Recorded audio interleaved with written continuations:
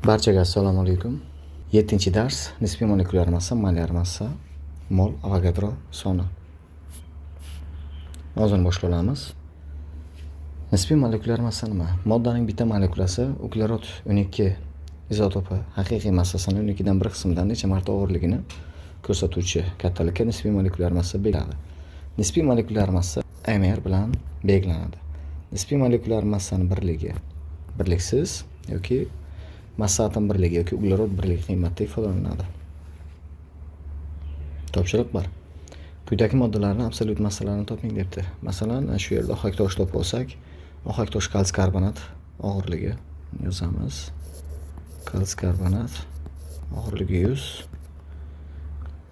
Absolyut massasini topish uchun, demak, 100 ni ko'paytiramiz. 1.66 -24 ga ohak toshda absolyut 66 Önüstü -24 kelib chiqadi. Qolganlarini ham birinchi topshiriq qolganlarini mana shunday ko'rinishda ishlab chiqamiz.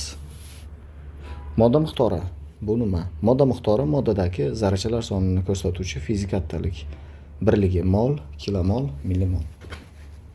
Modda miqdori n yoki bo'lmasam nu harfi bilan belgisi bilan belgilanadi. Moddaning 1 mol deganda 12 gram ugleroddagi atomlarga teng sonda zarrachalar nazarda tutiladi.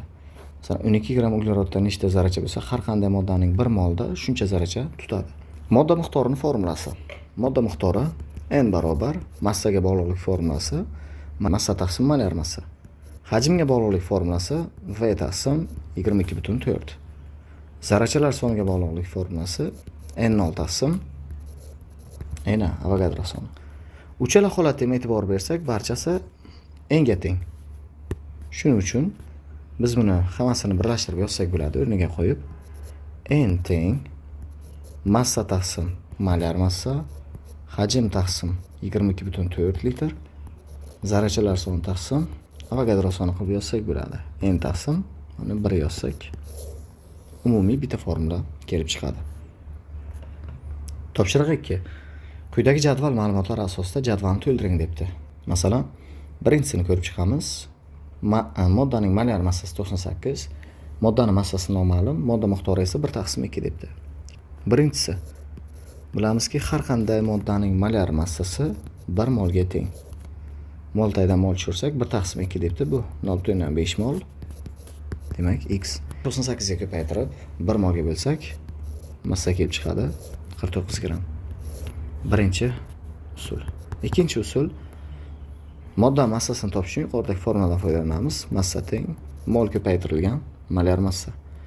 Molimiz 0.5, molyar massamiz 98, og'irlik kelib chiqadi 49 gram.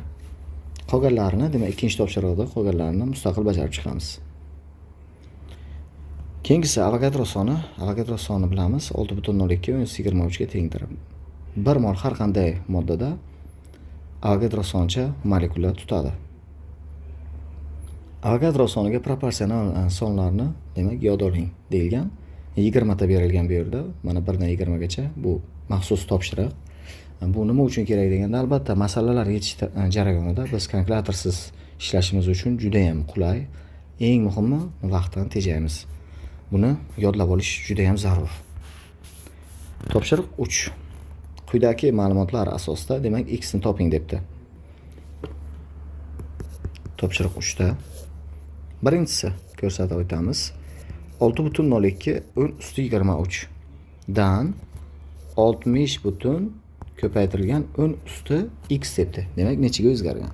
E'tibor bersak, asosda virgul oshgan. 6.02 da 60.2 bo'ldi.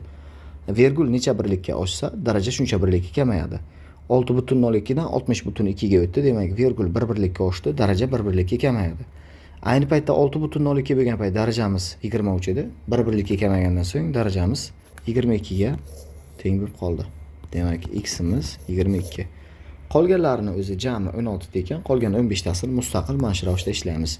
Buni ishlashda yo'li o'sha qoidaga amal qilamiz. Virgul necha birlikka oshsa, daraja shuncha birlikka kamayadi. Ya'ni virgul bilan daraja bir-biriga teskari proporsional hisoblanadi. Keyingisi molyar massa. Molyar massa katta M bilan belgilanadi. Birligi gram taqsim mol. Molyar massa har qanday moddaning 1 moli bu molyar massaga teng bo'ladi. Buni yoddan chiqarmaymiz. Keyingisi gram molekula. Gram molekula nima? Bu moddaning molyar massasiga o'sha yoki 1 moliga son jihatdan teng qilib olingan miqdor hisoblanadi. Masalan, sulfokisataning 1 gram molekulasi 98 gramdir debdi. Keling, masalan, 1 gram molekula suvimiz bilamiz 18 gram keladi. Masalan, shu yerda 72 gram suvimiz necha gram molekula desa, shunchaki proporsiya qilib topib olamiz. 4 gram molekula keladi. Bundan ham oson yo'li 72 gram suvimiz necha mol kelsa, bu shuncha gram molekula keladi degani. 72 gram suvimiz 4 mol, ayni paytda 4 gram molekula keladi degani. 4-topshiriq mana shu yuqoridagi gram molekulaga oid topshiriqlar berilgan. Mana 36 gram suv deb bilib turamiz. 36 gram suv necha mol kelsa, gram molekulasi ham xuddi shunday keladi. Yoki bo'lmasam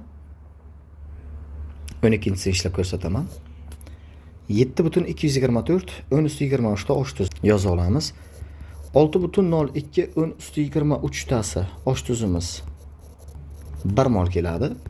7,224 10 ustiga 23 tasi qancha keladi? Darajalar qisqaradi, ta'lar qisqaradi birliklar. 7,224 6,02 ga bo'lsak 1,2 mol kelib chiqadi.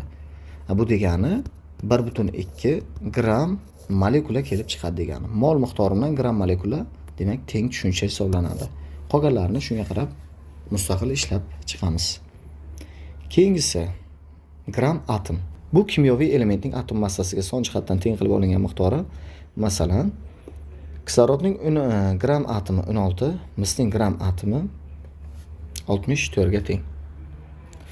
Endi masalan, bu yerda aytib qo'yibdi 196 gram sulfokisatida gram atomini toping debdi. Keling o'zimizdan mustaqil yozib olamiz. Masalan, metan gazini misol qilib olaylik. 64 gramda qancha? Bilamizki, 16 gram metanimizda gram atom soni tarkibidagi atomlar soni yig'indisiga teng. Ya'ni bitta uglerod mana 4 ta vodorod jami 5 ta. Bu degani 5 ta gram atom degani 16 gramida 5 gram atom saqlasa, qana 64 gramda qancha? 64 ni 16 qisqaradi 4 ga, 4 kara 5 20 gram atom mavjud ekan. Topshiriq 5imiz to'liq bu gram atom to'g'risida to'liq buni ishlab chiqamiz. Mavzuning nazariy qismi shu. Endi keyingisi topshiriqlar bor bu yerda 5 ta. Barcha topshiriqda ishlab chiqishimiz shart va zarur va Avogadro soniga proporsional sonlarni yod olish ham juda ham muhim. Mavzuga oid savol-javob. Shu mavzuga oid savol-javoblar berilgan. Nafaqat savol-javob, balkim bu yerda masalalar ham berilgan, yechimi ham keltirilgan mana 19 ta. Barchasini yodlab chiqishimiz zarur. Mavzuga oid testlarni boshlaymiz. 1-1. 5 mol suvning massasini toping. Yoza olamiz. Demak, 1 mol suvimiz 18 gram kelsa, 5 moli qancha keladi? 5 ni 18 ga ko'paytirib, demak 1 ga bo'lamiz. Shu o'rinda mollarimiz qisqarib ketadi mana. Javob kelib chiqdi 90 gram. 2-1. 11,7 gram osh tuzi necha mol keladi debdi. Osh tuzi natriy xlor massasi 58,5 gram 1 mol kelsa 11,7 grami necha mol keladi? 0,2 demak mol kelar ekan mana. 3-1. 1,25 mol miqdoriga ega bo'lgan modda massasi 100 gram kelsa, molyar massani toping. Molyar massani topishning formadan foydalansak ham bo'ladi. Massani molga bo'lamiz. Massamiz 100, molimiz 1,25. 100 ni 1,25 ga bo'lsak, molyar massa 80 keladi. Yoki ikkinchi usuldan foydalanamiz. 1,25 moli masala shartda aytib turibdi, mana 100 gram kelsa, 1 mol. 1 mol qanday massaga teng desak, biz yuqorida aytganimizdek 1 mol molyar massaga teng. 100 ni 1 ga ko'paytirib 1,25 ga bo'lsak, to'g'ri javobimiz 80 gram keladi. To'g'ri 1. 15,6 gram alyuminiy gidroksid tarkibidagi kislorodning miqdorini toping debdi. Alyuminiy gidroksid 78 gram. 78 gramda ko'rib turganimizdek 3 mol kislorod saqlayapti. Bizda 15,6 gramda qancha? 15,6 bilan mana 78 qisqartirish tuguli. Ikkalasi ham 7,8 ga bo'linadi.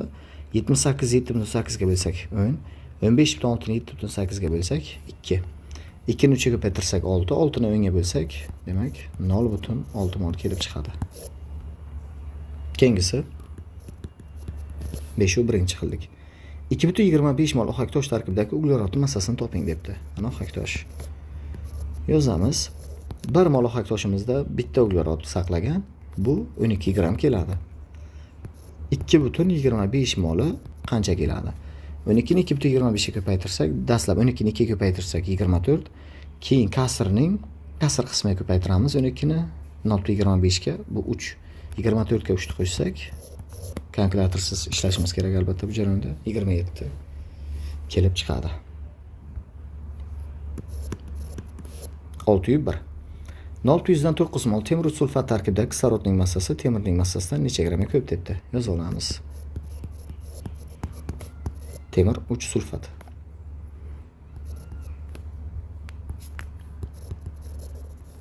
Bir molida, demak, bu yerda kislorod bilan temirning massalar farqini topamiz. Kislorodimiz 64, 3 ga ko'paytirsak 192 gram ekan, temirimiz 112 gram ekan. Farqi 80 gram tashkil qildi. Endi bizda mol miqdori berilgan 0,09 molda qancha debdi. 0,0980 ga ko'paytirib 1 ga bo'lsak 7,2 gramga farq qilar ekan. 701. Necha mol natriy xlorotur, natriy perxlorat tarkibidagi xlorning massasi natriyning massasidan 5 gramga ko'p debdi. Natriy xlorotur. Yozamiz. 1 molida xlor bilan natriyning massalar farqi. Bitta xlor bor, demak 35,5, bitta natriy bor, 23. Ayirsak 12,5 gram farq qilar ekan. Masala shartida farq qilishi 5 gram edigan. Mana farq tufaydan farq tushirib oldik. Mana qancha? 5 ni 1 ga ko'paytirib 12,5 ga bo'lsak, kelib chiqadi 0,4 mol. 801. 0,5 mol sulfat kislota va 1 mol nitrat kislotadan tashkil topgan aralashmani toping debdi.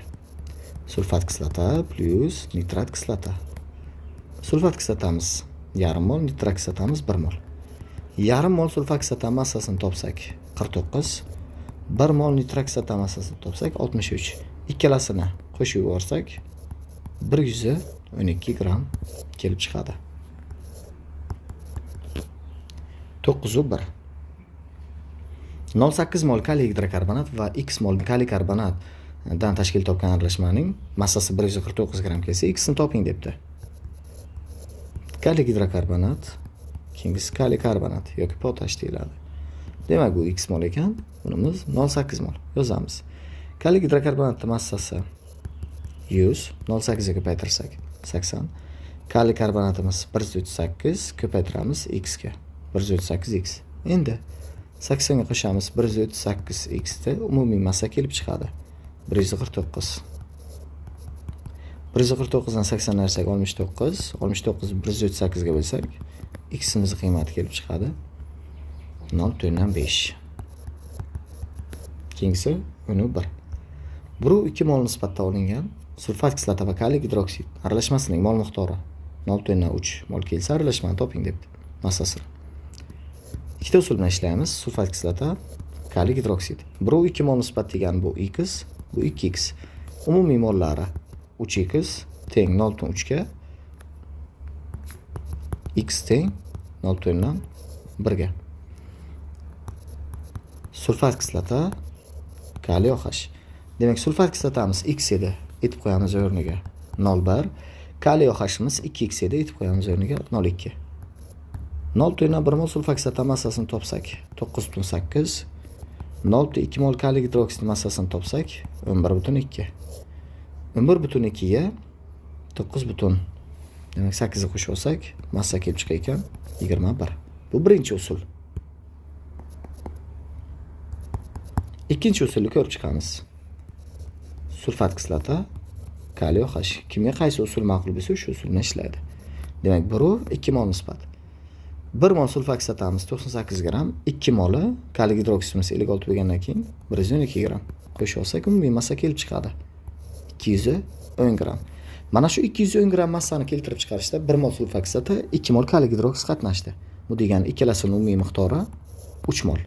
Endi bizga 0,3 mol debdi, mol tagidan mol tushiramiz.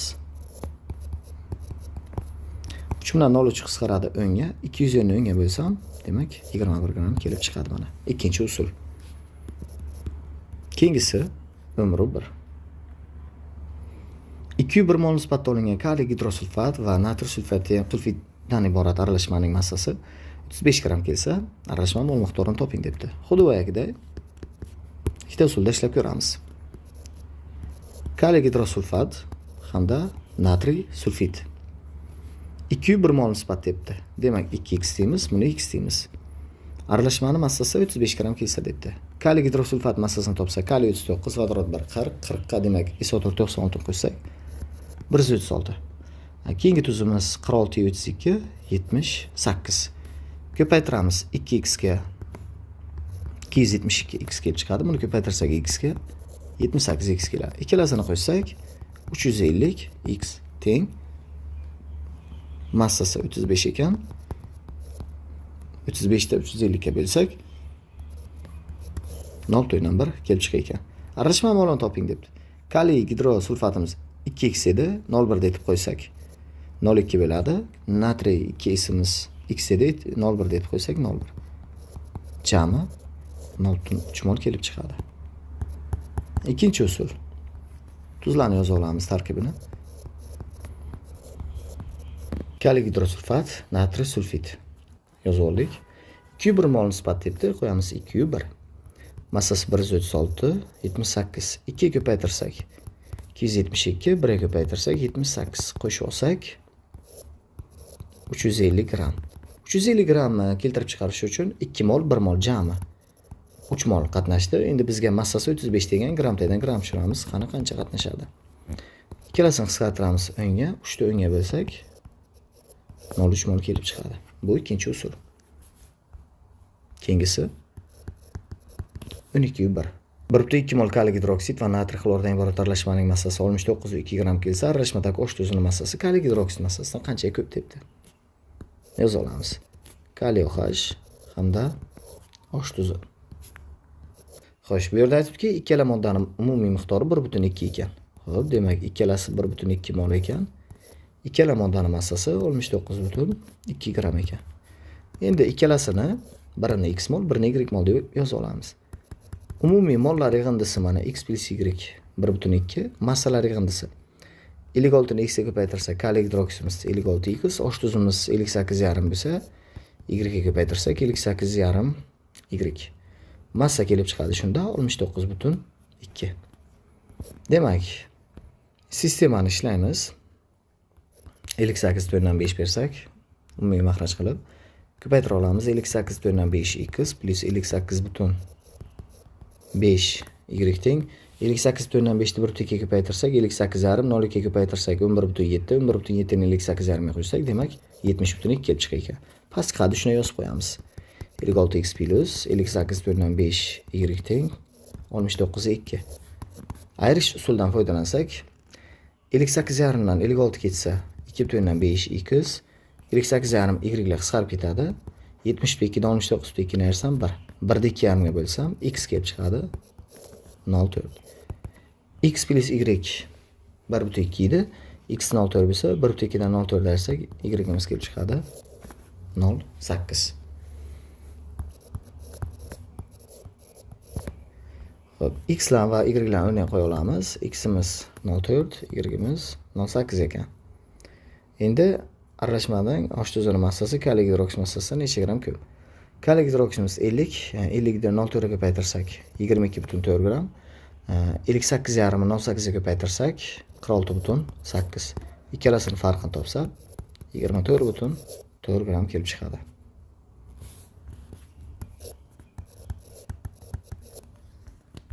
Önuchu 1. Birikma, demak, jadval orqali berilgan. Qarab o'tirsak, natriy sulfat ohak tosh ikkalasining moli x dan, ya'ni bu degan teng. Natriy sulfatning moli noma'lum, massasi noma'lum y, ohak toshning massasi 50 gram. Aralashma massasini toping debdi. Ohak toshning molini topa olsak, 50 beribdi. Molyar massasiga bo'lsam, demak, yarim mol kelib chiqar ekan. Ikkinchi ish, ayni paytda natriy sulfatimiz ham yarim mol degan, chunki ikkalasining moli teng. Shunda yozamiz.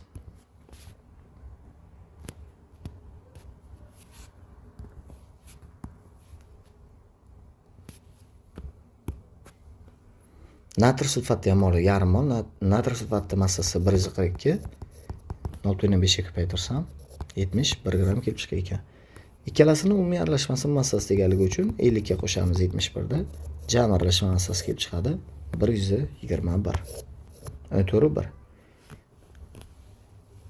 Quyidagi X, Y, Z moddalarining massa va mol miqdorlari grafikdagi kabidir debdi. Bunga ko'ra X, Y va Z moddalarining molar massalari orasidagi munosabatni toping debdi. E'tibor bersak, X imiz massasi 8, moli X ekan. Y da ham massasi 11.2, moli X, Z massasi 14.8, moli X. Bu nimadan dalolat beradi? Barchasini mol miqdori bir xil, massalar turlicha degan. O'zimizdan X da xohlagan miqdor qo'shishimiz mumkin. Masalan, 0.1 mol qo'yamiz. Endi X molini topa olamiz shu jarayonda. Massasi 8 gram bo'lgan paytda moli 0.1 kelsa, 1 moli demak bilamizki molar massaga teng bo'ladi. 80 ekan. Mana X topdik. Y topa olamiz. 11.x 0.1 kelsa, mol kelsa, 1 moli qancha? Molar massasi kelib chiqadi 112. Z topa olamiz. 14.8 gram kelsa, mol 0.1, 1 moli qancha? Molar massasi teng 148. Zimiz. Endi shunga qarab molar massalarning orasidagi tafovutni topamiz. Qarasak, eng katta molar massaga ega bo'lgan Z mana. Undan keyingisi Y, undan keyingisi X. Demak, Z molar massasi Y dan katta, Y niki X dan katta bo'ladi. Ko'rinishi shunaqa bo'ladi.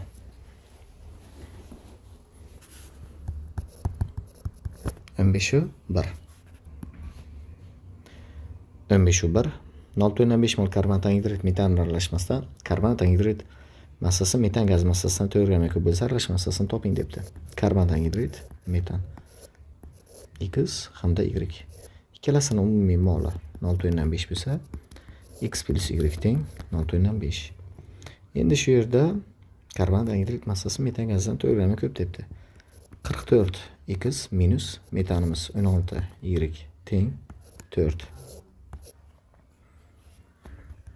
16 ber ishlasak, 16x plus 16y teng 16 0.5 ga ko'paytirsak 8.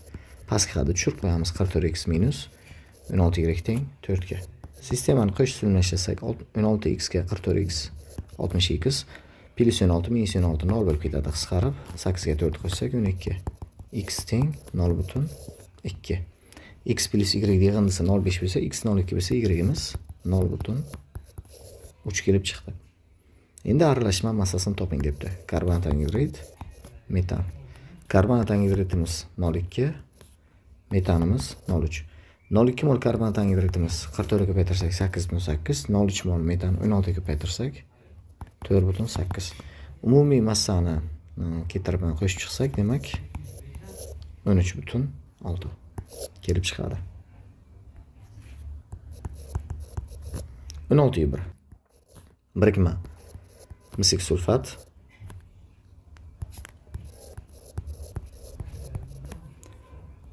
natriy 3, fosfat, natriy 3+4. Aralashmada kislorodning massasi 44.8 debdi. Kislorodning massasi 44.8. Bu degani bu X mol, Y mol. Aralashmadagi misning massasi natriy massasidan 4.9 ga ko'p debdi. Kislorodimiz misik sulfat tarkibida 64, X ga ko'paytirsak 64X. Natriy fosfat tarkibida ham 64, Y ga ko'paytirsak 64, Y. Umumiy kislorodning massasi kelib chiqadi 44.8. Endi shu aralashmadagi misning massasi 64X.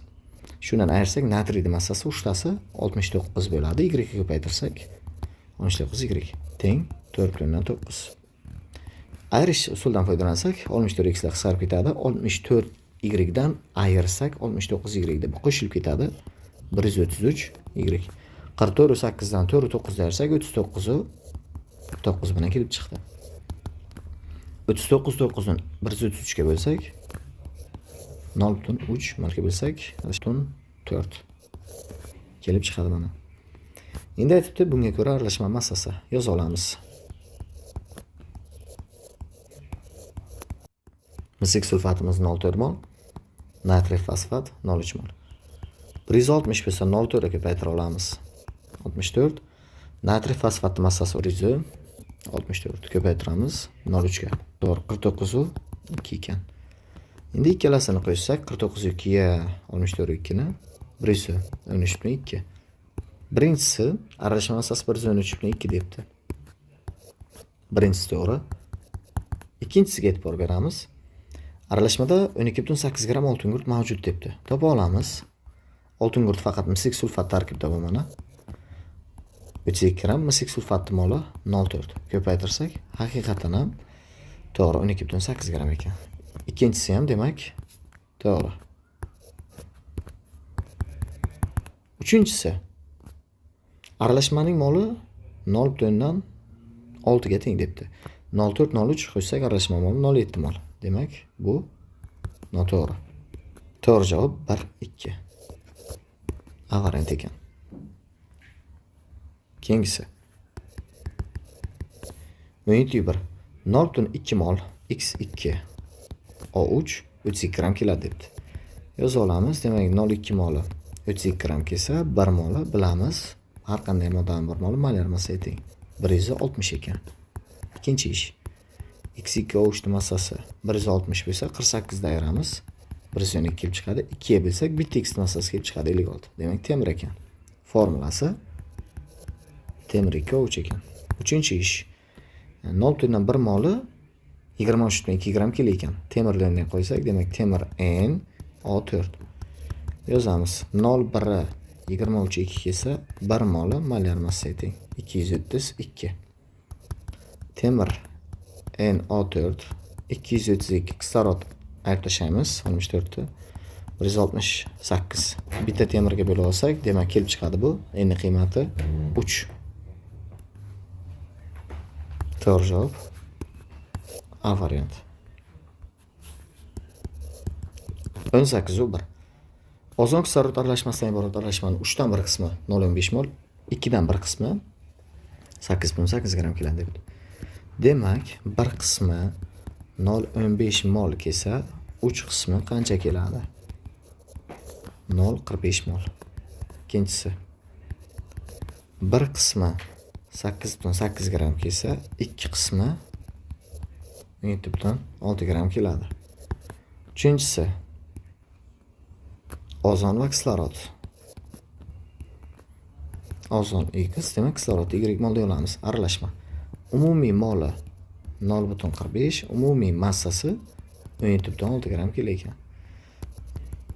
X plus Y teng 0,45 ga, ozon massasi 48X, kislorodimiz 32Y. 17,6 ga. 48 berib hisoblasak, 48X plus 48Y teng 21,6 ekan. Adashmasam, pastga tushiramiz. 48X plus 32Y teng 17,6. Ayrish usuldan ishlasak, mana 48X qisqaradi. 48Y dan 32Y ketsa 16Y, 21,6 dan 17,6 ketsa, demak 4. Y teng 4,16 bo'lsak 0,25. X bilan Y yig'indisi 0,45 bo'lsa, Y 0,25 bo'lsa, X topsak 0,45 dan aytsak 0,25 da 0,2 kelib chiqadi. Masala shartida aytgan necha gram ozon mavjud debdi. Ozonni biz mana yuqorida ko'rganimizda X mol bilan belgilaganmiz. X'imiz kelib chiqdi 0,2. Ozon 48 bo'lsa, demak to'g'ri javob 9,6 kelib chiqadi. C variant. Keyingisi 19,1. Grafik bergan. Chiza olamiz. Massa 15,2, 10,8, 5 o'nda 1 bergan. Mollari 0,3, 0,1 hamda 0,2 bergan. Chizma chiza olamiz.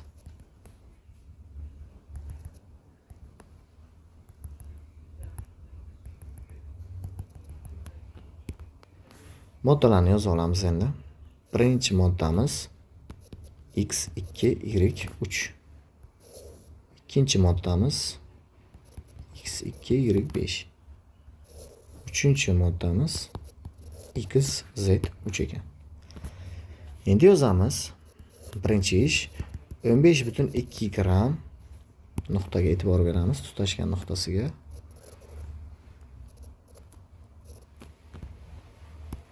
o'n besh butun ikki grammi mana ko'rib turamiz, x2y3 ni pastga qarasak 0,2 mol kelar ekan. Demak, 1 moli bilamiz molar massa teng. Bu degani 152 ni 2 ga bo'lik degani bu 76 kelib chiqar ekan. Bu x2y3 ni molar massasi. Ikkinchisi 10,8 grammi mana ko'rib turamiz 0,1 mol kelar ekan. 1 moli molar massa kelib chiqadi 108. x2y 5 ta massasi. Tenglama qilamiz. 2 ta x bilan 3 ta y ni massasi mana ko'rib turganimizdek 76 gram kelar ekan.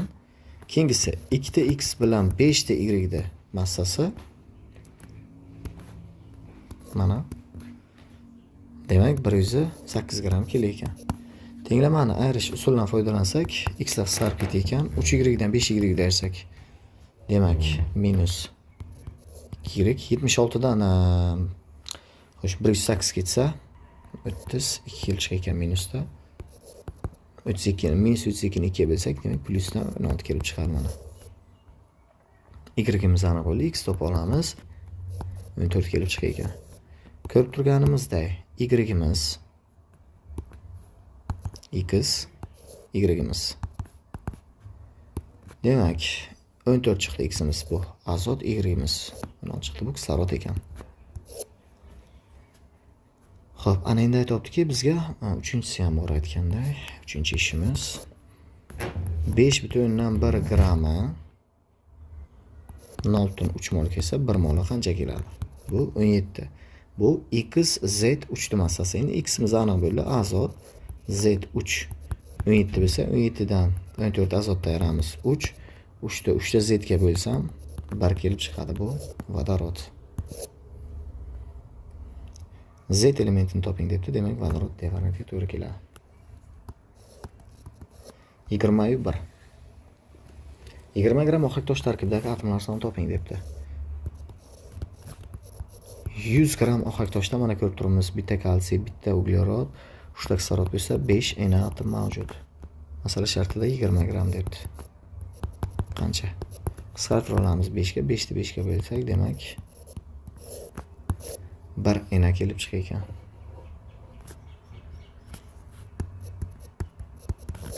Yigirma bir 18,06 22 ta vodorod atom saqlagan fosfat kislotasi massasini toping debdi. 98 gramda fosfat kislotani ko'rib turibmiz, 3 ta vodorod. Bu degani 18,06 10 usti 23 ta vodorod saqlayapti. Bizda masala shartida 18,06 10 usti 22. 23 ga aylantirsak bu 1,806 10 usti 23 ta kelib chiqadi. Qani, qancha gramda? Darajalarni qisqartiramiz, ta'larni qisqartiramiz mana. 18,06 bilan 1,806 10 ga qisqaradi. 98 ni 10 ga bo'lsak 9,8 gram kelib chiqadi. 22.1. 0,2 mol karbonat angidrid tarkibidagi protonlar sonini toping debdi. Karbonat angidrid yozamiz. 1 molida bitta uglerodda 6 ta proton, 2 ta kislorodda 16 bo'lsa qo'shib olsak 22 na proton mavjud. Masala shartida demak 0,2 molda qancha? Ko'paytirsak 4,4 nada kelib chiqar ekan. 23.1. Necha gram karbonat angidrid tarkibida 4,4 Na proton mavjud debdi. Yoza olamiz. 44 gramda hozir hisoblaganimizdek 22 Na bo'lsa, Na pastdan Na tushiramiz. 4,4 Nada Nata bo'lish uchun necha gram bo'lish kerak? 2 ni 4,4 ga ko'paytirsak javob kelib chiqadi 8,8 gram. 24.1. 2 mol sulfat kislota 72 gram suv tarkibidagi protonlar sonini toping debdi. Sulfat kislotani 1 moldagi protonlar soni 2 ta vodorod 16 oltin guruhga. Demak 18 bo'ldi. 4 ta kislorodimiz 32 bo'lsa, bunda kelib chiqadi 50 Na. Bizda masala shartida 2 mol degan. 2 molda qancha? Demak 100 Na kelib chiqdi sulfat kislotada. Suvni ham topib olamiz. 18 gram suv tarkibida ikkita vodorodda 8 kislorodda bo'lsa 10 ena mavjud. 72 gramda qancha? 18 dan 72 4 ga qisqaradi. 4 dan ko'paytirsak 40 ena. 100 sulfat kislotida 40 suvda bo'lsa, jami demak 140 enataga teng ekan. Keyingisi 25/1. 2 mol sulfat kislota va necha gram suv tarkibidagi protonlar soni 84/28 24 taga teng bo'ladi debdi. Xuddi shu masalani teskarisini qilib bergan. Avvalambor enaga aylantirib olsak, biz 842.8 darajani to'g'rilab olamiz. 23 bo'lamiz 6.02 23 ga darajalar qisqaradi. Bo'lsak 140 ena kelib chiqar ekan. Ikkinchi ish.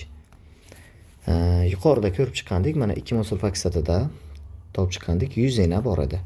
Endi umumiy 140 ena bo'lsa, sulfat kislotani olib tashlasak 100 enani 40 ena bu suv tarkibidagi proton soni. Uchinchi ish.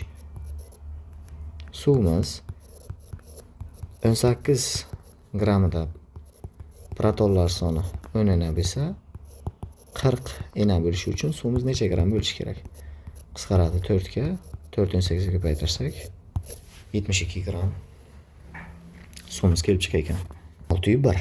24.6 gram natr sulfit va kaliy gidroksid aralashmasida 12.4 neytron mavjud bo'lsa, aralashmadagi tuzning neytronlar sonini toping. Yoza olamiz. Natr sulfit, kaliy gidroksid. Aralashmaning umumiy massasi 24/6, umumiy neytronlar soni 12.4 ena ekan. Ikki nomalni tenglama qila olamiz buni ham.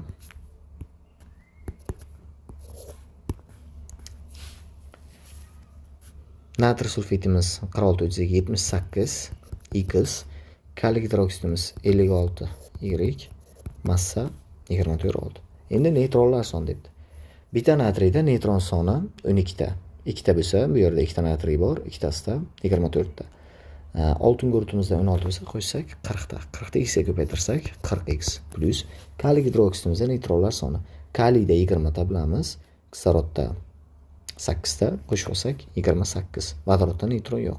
Y ga ko'paytirsak 28y. Va shunda umumiy elektronlar soni 12.4 ga tenglashtiramiz. Tenglamani ishlaymiz. 2 beramiz, pastki xatga yuqori xatga yozamiz. 78x plus 56y teng 24/6. 2 ni ko'paytiramiz 40 ga. 80x plus 2 ga 28. 56y 2 kara 12.4 24.8. Tenglamani ayirish usulini ishlasak 78 dan ketsa minus 2. Demak, x 56y ile qisqarib ketadi. 24/6 dan 24/8 da ayirsam minus 0.2. X teng minus 0.2 ni plus minus 2x ga bilsam x teng plus 0.1 kelib chiqadi. Demak, x bilan y-imizda qiymati aniq bo'ldi. Endi aytibdiki, tuzning neytronlar sonini toping. Tuzimiz natr 2 s edi, neytronlar soni bilamiz mana 40 ga teng. Tuzimiz x edi, 0.1 mol chiqib ko'paytirsak 4. Degan 4.602 10.23 ga ko'paytira olsak 24.08 10.23 kelib chiqadi. Shunda to'g'ri javobimiz D variant.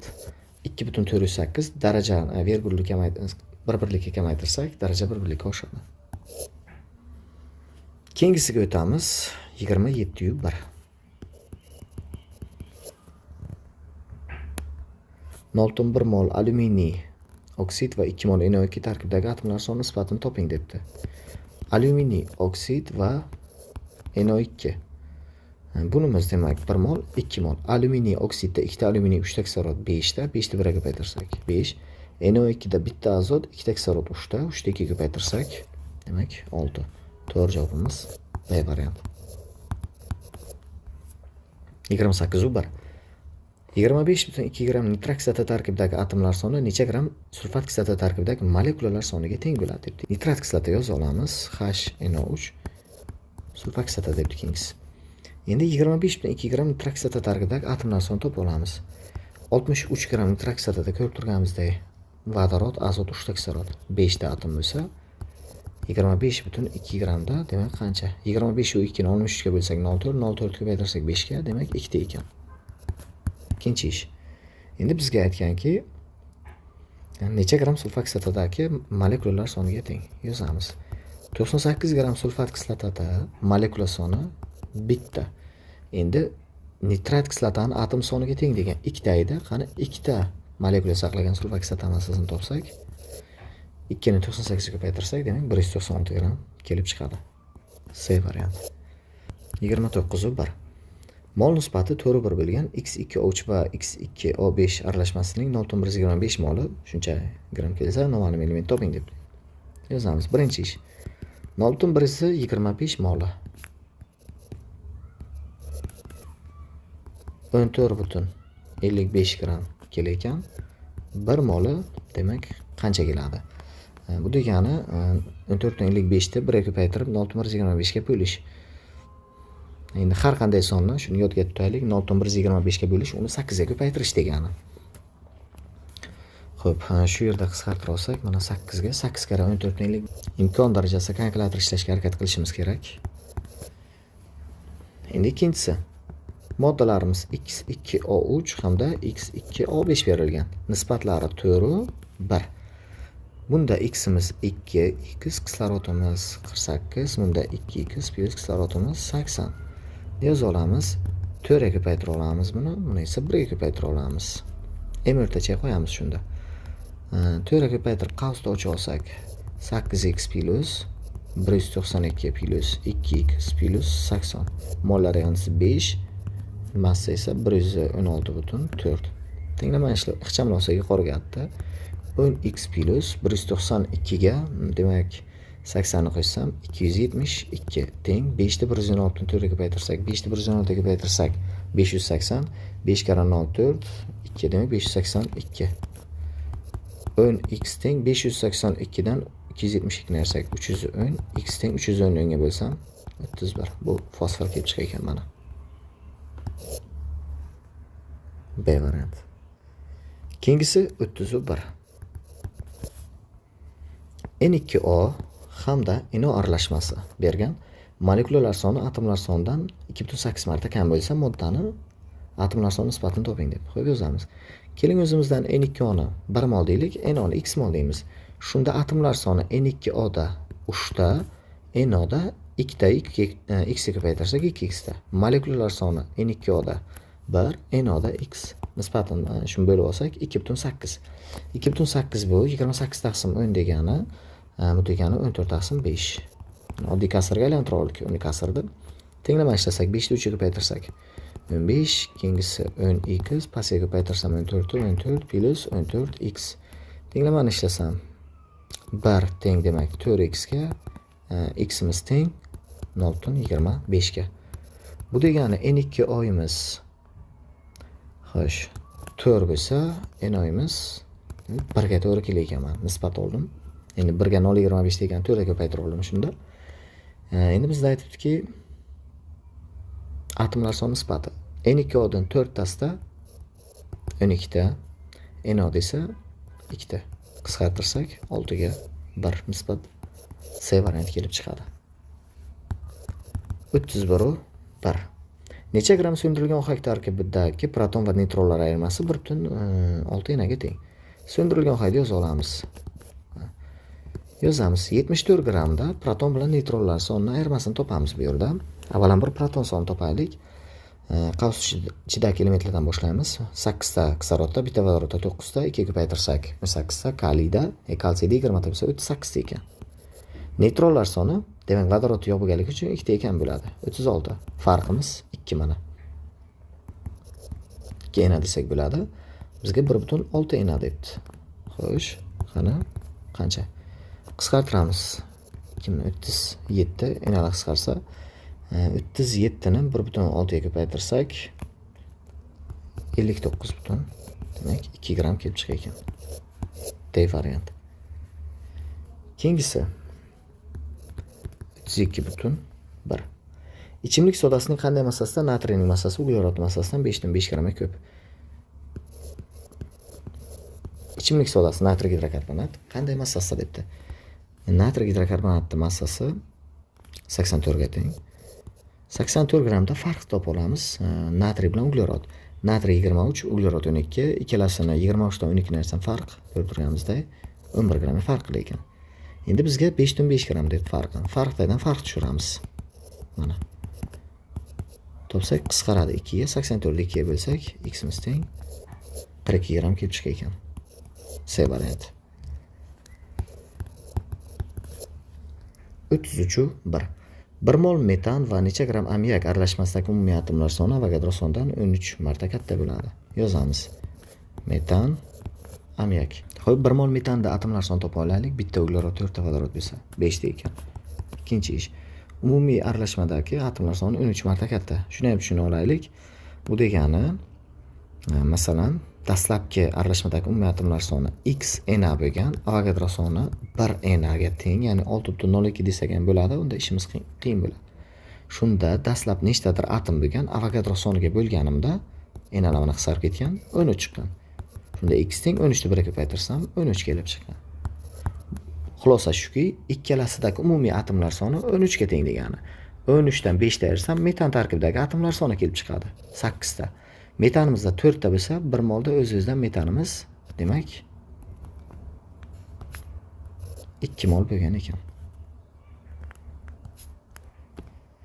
Xo'p, shunda to'g'ri javobimiz necha gramm degan ekan. 2 mol metan ammiak topa olamiz. 2 ta ko'paytirsak 34 gramm kelib chiqar ekan. A variant. 34-1. Mol nisbatlari 2-3 bo'lgan SO2 sovchi aralashmasining 55.2 grammdagi kislorod atomlar soni toping debdi. SO2, SO3 2-3 ekan. Qulay usul bilan ishlaymiz mayli. 2 mol SO2 ning massasi 128 gramm, 3 mol SO3 80 bo'lsa 1 moli 240 gramm. Ikkalasini qo'shib olsak, bu yo'g'a 368 gramm bo'lar ekan. Endi kislorod atomlari soni debdi. Ko'rib turganimizda SO2 da 2 ta kislorod bor, 2 molda 4 ta. SO3 imizda 3 ta, 3 molda 9 ta. 9 ga 4 qo'shsak 13 ena kislorod atom bo'lar ekan. Lekin aralashma massasini berganimizga 55.2 gramm. 368 ga 13 ena bo'lsa, demak 55.2 gramm qancha? 368 bilan 55.2 qisqaradi. 18.4 ga qisqarar ekan. 18.4 ga bo'lsak, 20. Buni 18.4 ga bo'lsak, demak 3. 3 ni 13 ga ko'paytirsak 39, 39 ni 20 ga bo'lsak 1.95 enaga to'g'ri kelar ekan. Bu degani 1.95 ko'paytirilgan 6.02 uni 23 degani. Shunda kelib chiqadi 113.244 uni 23 kelib chiqadi. Endi A variantda virgul surish bilan 132.44 kelib chiqqan. To'g'ri javobimiz A varianti. 35-1. Massa nisbati 8.15 bo'lgan SO2 sovchi aralashmasining shuncha moldagi massasini toping debdi. Yozamiz. SO2 SO3 8.15 debdi. 64.80. Demak biz nisbatlarni 8 va 15 gramm deb olamiz. 8 grammni 64 ga bo'lsak, xo'sh, 0.125 mol kelib chiqadi. 15 ni 80 ga bo'lsakchi. Demak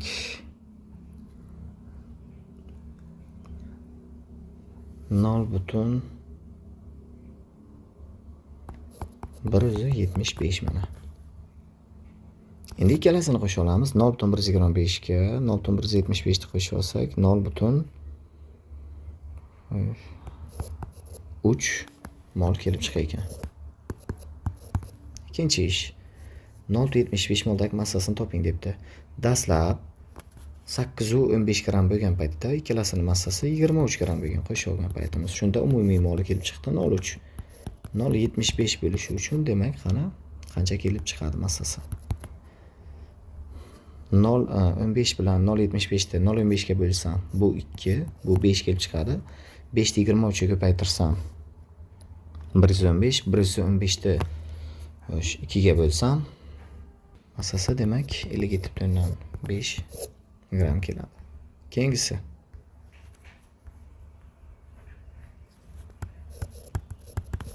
36,1. Metal X14 ning molar massasi 136 debdi. Shundan demak 64 ta ayirsak, metal bilan noma'lum X elementi demak massasining yig'indisi kelib chiqadi.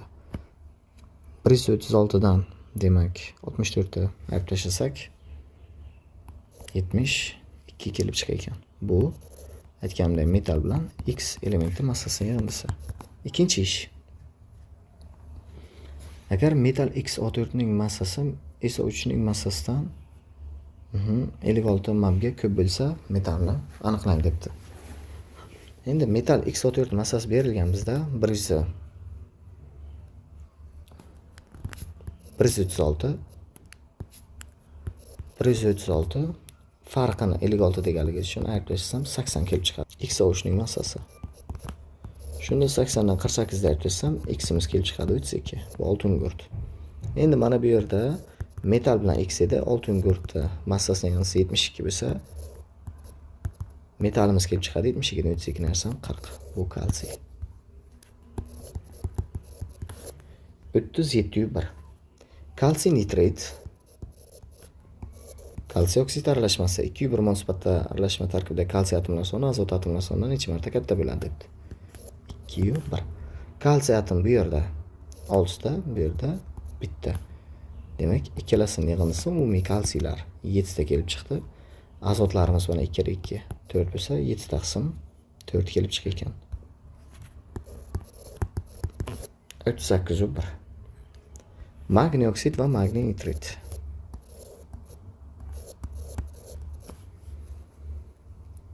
Azot atomlari soni kislorod atomlari sonidan 4 marta ko'p. Magniy atomlari sonidan 1,5 mol ekan. Tenglama qilamiz. Y. Azot atomlari soni kislorod atomlari sonidan 1,5 marta, 4 marta ko'p debdi. Azot atomlarimiz 2y, kislorodimiz x bo'lsa 4. 2y teng 4x ga, y teng 2x ga mana kelib chiqdi. Endi aytganki bunda magniy atomlari sonidan 1,5 mol ekan. Magniy atomlarimiz birinchi oksid tarkibida magniy x da, ikkinchisida nitrit tarkibida 3y da. Shundan ayirib tashlaymiz, azotda 2y da, teng 1,5.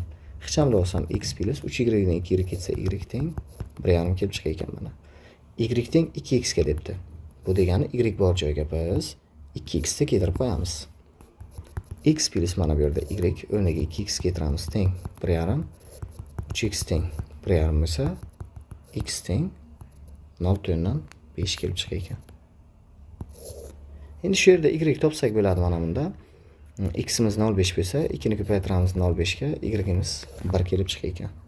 Formulalarni yoza olamiz. Magniy oksid va magniy nitrit. X'imiz kelib chiqqan mana 0,5, y'imiz 1. Magniy oksidni yarim moli 20 gram, magniy nitritni 1 moli 100. Shunda qo'ysam aralashmani massasi kelib chiqadi. 120 ekan. Ajoyib. 39,1. Moddalar berilgan bizga C2H6, H2S hamda NH3. Barchasidagi vodorodning massasi teng degan shu birikmalarning tarkibidagi. Bu degani atom soni teng degan. Shu endi atom sonlarini tenglashtirib olamiz. 1 qo'yamiz 6 ta. Mana bu yerda H2miz 6 bo'lishi uchun 3 qo'yamiz. Bu yerdagi NH3 dagi vodorodlarimiz 6 bo'lishi uchun 2 qo'yamiz.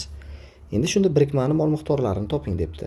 Mana birikmamizning mol miqdori dastlab C2H6miz N1 ekan. Yoza olamiz. N1imiz 1, N2miz ikkinchisi 3, N3imiz 2. Shunda bilan o'rtasida tafovut topsam N2 katta N3 dan, N3 katta N1 dan.